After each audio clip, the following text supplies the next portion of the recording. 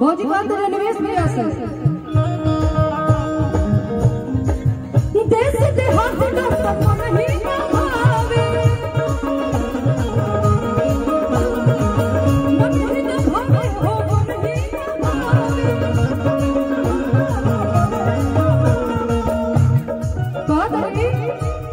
कि देहाती डॉक्टर हमरा नहीं के पसंद पड़ा। पहले वैद्य जी होते एक बार डॉक्टर वैद्य जी के स्वरूप डॉक्टर जी हो गए बोले फर्क कितना रहे कि वो लोग औषधि दे लोग वीडियो बना देंगे क्या दवा देता ना देश से देहात डॉक्टर मन ही ना भावे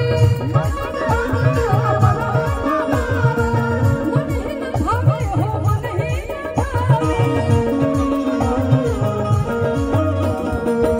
ये जी हम सुनले वाली के जयपुर शहर बड़ा नामी शहर है वो जा डॉक्टर बड़ा बढ़िया है जयपुर से डॉक्टर बुलाती ना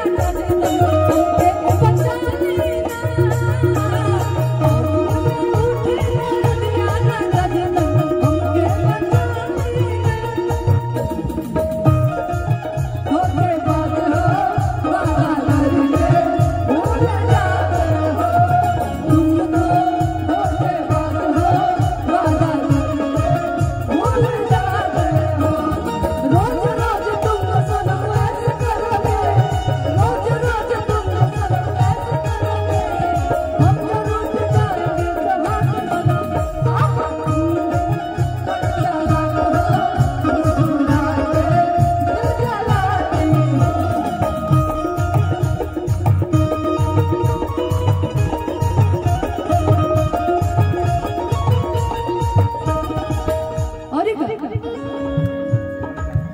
अच्छा महरी सब क्यों समझा था नु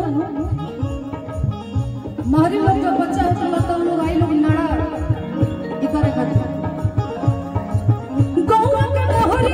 मन ही ना भावे गौवा के महरी मन ही ना भावे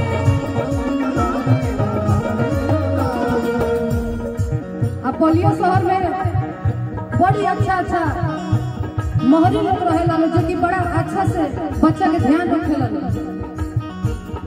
बलिया से महरी वाला दी राजा जतन हमके